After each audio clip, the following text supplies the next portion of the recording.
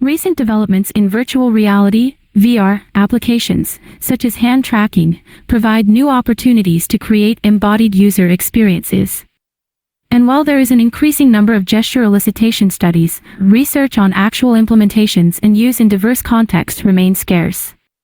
In 2018, Winschiers-Theophilus and Kjeldsen reported that 45 out of 47 studies did not implement gestures into working prototypes but used a Wizard of Oz method instead for evaluation. Since then, only a few studies have reported on implemented gestures. A further concern of current gesture studies has been the lack of diversity in the recruitment of participants, with most studies conducted with weird, Western, educated, industrialized, rich, and democratic participants only.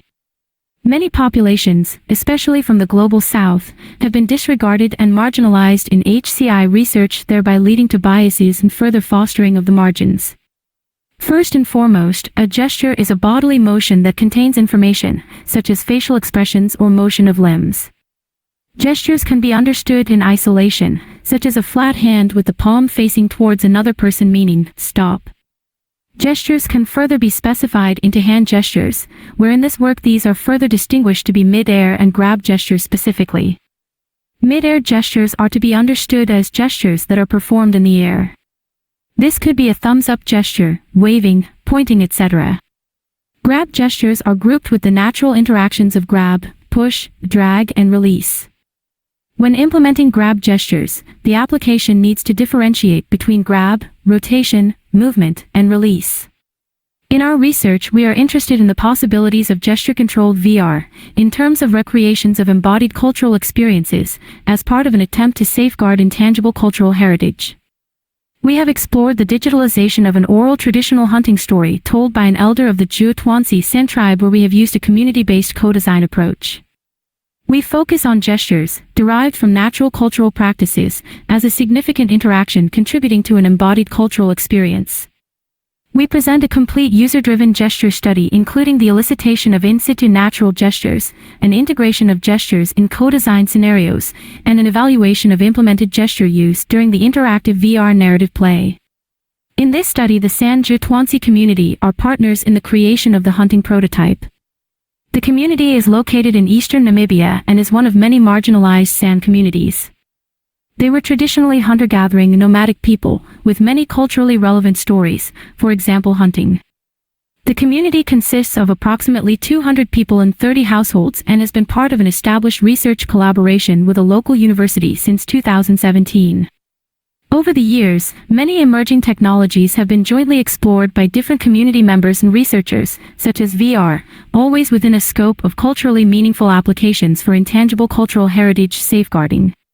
2 field trips were made to the community. First, to establish details of the hunting story selected by the community, and second, to evaluate the implemented story. An elder, who was once a hunter, told a traditional story of hunting a kudu. First, they spoke in their local language to a larger community crowd and after to us through a translator. To not speculate on the details of the hunting, the community demonstrated a hunting simulation. 3 members of the community showed how to find animal tracks in the bush, gestures used for silent communication, and explained hunting equipment. Hereafter, a discussion with the community established the story, and 3 mid-air gestures, including 1 grab gesture, to be implemented. 1 gesture signing for the kudu, 1 gesture to signal fellow hunters to crouch, and 1 gesture grabbing some sand to tell the hunters the wind direction to hide their scent from the animal. Through this process, the VR experience was co-designed into 4 scenes. Preparing for the hunt. Tracking and finding the kudu. Tracking and killing the kudu. And finally hanging the meat up to dry and establish a new village. A community member recorded instructions in their local language to give the player hints on what to do in each scene. For the evaluation, the community were invited to try the prototype, and to participate in 2 post-playthrough interviews regarding their immediate experience and feedback upon their usage of gestures and grab. 12 people, 4 women and 8 men, from the community participated in the VR playthrough and the interviews. 1 woman and 3 men were community elders. Their experience in VR was recorded from outside and inside the headset. 2 2 VR recordings became corrupted, so their gestures could not be analyzed for interaction and were therefore discarded. All 12 interviews were included as all participants had experienced the prototype as intended. The VR recordings of the 10 participants added up to a total of 120 minutes and 20 seconds of video footage, forming the basis for the analysis. The minimum required interactions were 13 throughout the 4 scenes, although the participants were free to make other interactions, which were not needed to continue the story. The participants were not given a time limit, nor any other constraints regarding the performance of gestures.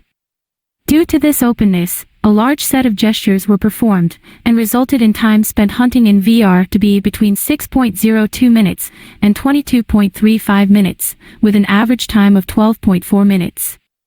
All 10 participants reached scene 4, the last scene, where they hung meat on a branch.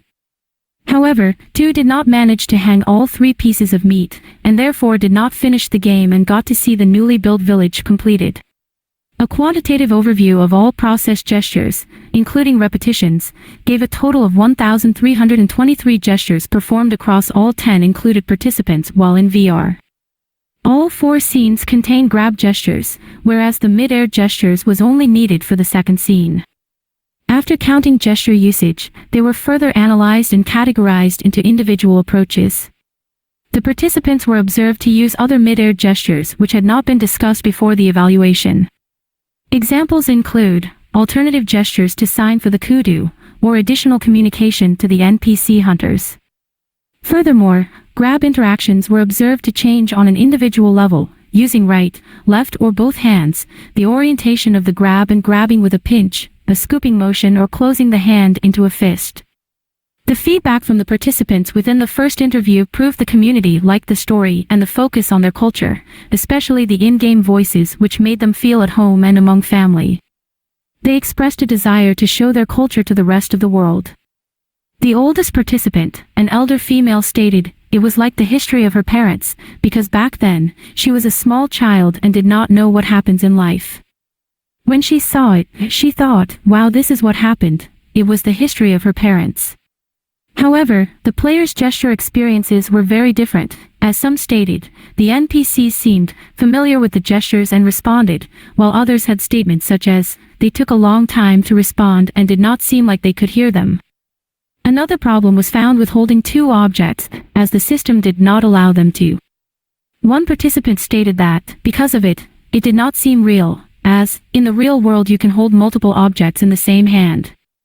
Through the evaluation, the mid-air gesture, crouch, was found to be intuitive, the gesture for kudu was in need of variance, and the grabbing gesture for checking the wind was rarely used.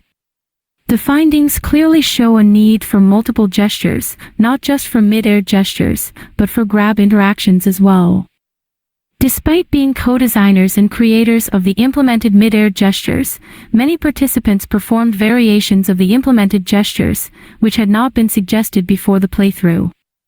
We maintain that elicited natural gestures need to be validated in a VR context, as further gesture variants, and perhaps even new gestures, are extracted in VR applications, thereby complementing the first gesture elicitation phase. This study demonstrates how existing user-generated gesture elicitation techniques can be expanded upon by implementing some initial gestures in a VR application, triggering the execution of more gestures not encountered before.